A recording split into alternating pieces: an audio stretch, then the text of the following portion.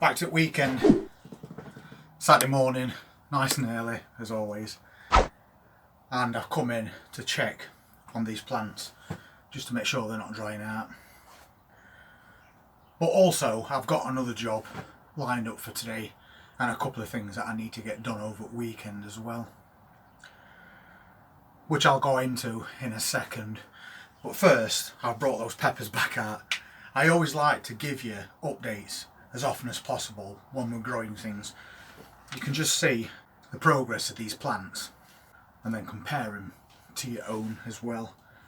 And these are the ones that we're growing indoors, by the way. You can't grow peppers outside in your greenhouse at this time of year. First bit of frost we get would just kill them outright. But that's those peppers again. You can see we've got some really good size to them now. These are definitely now getting ready to be moved on, which is something I'm going to be taking care of very soon. If I can get the biggest one out, just have a quick look at those root systems. You can see that this plant is now developing quite a lot of roots. So it's not going to be too long before it starts to get root bound. So that's the ideal time now to think about moving them. So that's definitely a priority for this coming week. And I'll just pop them into these 9cm pots, plenty big enough for now. They'll probably stay in there until spring as well, so, and then we'll move them on into probably a 2 litre, just steps at a time. But that's the update on peppers. They're looking really healthy. I have noticed there's a couple of leaves on there that's got a slightly yellow tinge to them, and that could be down to nutrition, because there's not much feed in those little cells for them, and we have given them some feed, but it's not going to last too long as this plant grows and starts to put on more foliage. So as soon as we get these moved on, we'll give them another top up of tomato food or something like that, and that'll just give them that little boost that they need. Other than that, it's potato chitting day for me. First earlies at the moment. The second earlies I'll do a little bit later on, and then the main crops maybe a week or 2 weeks after those. But your first earlies, you'll be planting those March, April. But obviously you've still got to be very careful of frost. They'll not do these potatoes any good if frost gets to them. While they're buried in your containers, then they're alright, nothing's really going to happen to them. But as soon as that foliage starts to poke out at the top, if you get hit with a frost, that foliage is then going to turn black and it'll die off. And then you're going to have to re-chit your potatoes all over again. And you've probably lost about a month to 6 weeks by doing that. And considering that in right conditions, your first early potatoes can be ready for harvest in 12 weeks or so, then that's quite a long time to lose. So I've got 2 different varieties today. We've got Rocket, which I have grown before, and then we've got Casablanca, which is a new one for me to try. But we need to chit these properly. Don't leave them in a cupboard in a bag to chit them, because what will happen is they'll just grow long white stalks on top, and they're no good. This one has just started to chit in that bag. You can see there, and you can see they're slightly white, but that is okay because they're only very small. If we take them out of that bag now, that white will start to turn green, and your chits want to be about 1 centimetre long and dark green to purple in colour. If they're white, it's going to create a weak plant. So if that does happen to you for any reason, if you end up taking your potatoes out your bag and they've already grown quite long white stalks on them, just knock those off and start that process all over again, because that potato will grow fresh ones. And I've got 6 of these in this bag. That's going to be enough because we're doing containers. And they're not bad sized potatoes. This one hasn't got chits on at all, but you can see where chits are going to come from. If you look on bottoms of these potatoes, you'll see that there's a dimple. Hopefully it's picking it up. See that little dimple in the bottoms of both of these potatoes? That's where it was detached from the plant when it was originally taken. And on the other end, that is where your chits are going to come from. So in order to chit them, you want to put them somewhere where it's not too warm, but there's plenty of light. And you need to put them in something to keep them upright with those little chits facing upwards. So if you're not 100% sure, just look on bottoms of your potatoes for those little dents. They might be smaller than that one, but you'll still be able to see them, and that's the bottom of your tater. This one has got tiny little chits trying to grow on top, which is ideal to start them off, and so is that. Hopefully you can see because sun's come out and it's blinding me at the moment through the window. And then on bottom you've got that dent where it was detached from original plant. You'll see the chits as they start to grow, so then you'll know which way round you need to put them. This one's a prime example. That's still a little bit of that stalk from where it was originally attached to plant. So you know that's definitely bottom. And that's where your chits are going to come from. So I think you've got it now, and that goes for any potatoes that you do, regardless of variety or whether they're first early, second early or main crops.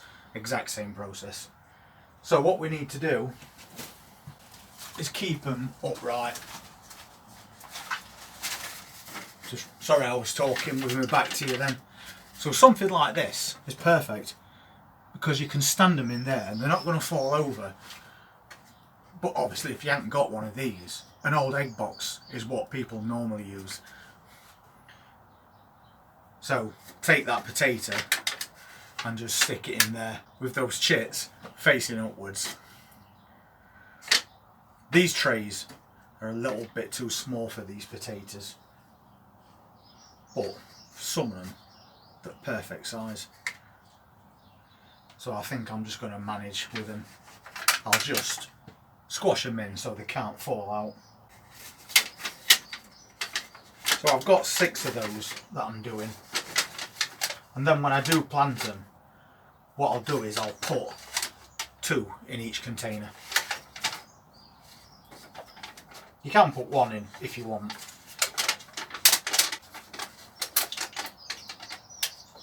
So they'll do fine as they are. That's all those in there, right side up. They're not going to fall out, and then they'll go back indoors in a room that's not too warm but is getting plenty of light, and then you'll start seeing your chits. And just be aware that if you haven't got anything at all growing on your potato when you start doing this, which is round about now for first earlies, they'll take somewhere between 5 and 6 weeks before you get chits on them. So you just need to make sure you start them off at the right time. So if you want to plant these out like mid-March, when it's a little bit lighter and a little bit warmer, then you want to count back about 6 weeks. So starting them off at the beginning of February is going to be ideal, and that's why we're doing it today. I am going to put a label in this at some point. Make sure you put labels in your potatoes, because you'll not know whether the first earlies, second earlies or main crops if you don't do that. And I'm the worst person in the world for not putting labels in potatoes. Although last year I am pretty convinced that there were some birds around and they were pulling those sticks out, the little wooden sticks that I wrote on, and I think they might have been pulling them out of containers and taking them into our holly tree to use in the nest or something, because we had about 5 containers that all of a sudden had no sticks in them. So then we've got Casablanca. Slightly smaller potatoes, but again you'll see there's not a deal of difference when you look at them, except that one again is getting chits on top, and that's the bottom. So we're going to do exactly the same thing with those, and we've only got 4 of these, but that's plenty because they are all first earlies, so that one can go in there. The reason I'm doing this is because the bags have got the name wrote on them, so just for now anyway, I'm stuffing them in these spare cells so I know which is which. And that's your earlies all set up. So you just need to wait now until they've got those nice dark purple or dark green chits on them, It's about a centimetre long or so, but they can be longer than that, just not like 6 inch or something. And hopefully by then it's going to be a little bit warmer so you can get these planted. I'm going to be planting those in containers, as I've said previously. I'm not putting any potatoes in ground. So we'll do them in containers, and then I can keep them on this bench behind me so they're protected, they're a little bit warmer, and then we can always cover them with fleece or bubble wrap as well if it happens to drop too cold. And mentioning the cold, the weather's not too bad at the moment, but I have noticed that next weekend apparently it's going to drop back down to -2, so just be aware of that. So that's as potatoes chittered. You've checked out the peppers, they're doing really well. But another thing that I'm going to be doing is, you may or may not know that we've got a cooking channel, and on that cooking channel I've got quite a few videos which are kind of related to what we do on this channel. Things like pickled red cabbage and stuff like that. Ways to preserve things that we've grown and we got quite a bit more than we could use before it would spoil. So I've made videos and I've put them on cooking channel. We have got a few on this channel, but not all of them. So this year what I thought I'm going to do is I'm going to take those videos that's on there and I'm going to transfer them to this channel, because I want everything all to be in one place. It's going to make it much easier for people if they need to look at something. You don't want to be switching from channel to channel to try and find it. So we've got a playlist set up at the moment, as you might remember, and that one tells you what you need to sow and grow from January right through till December.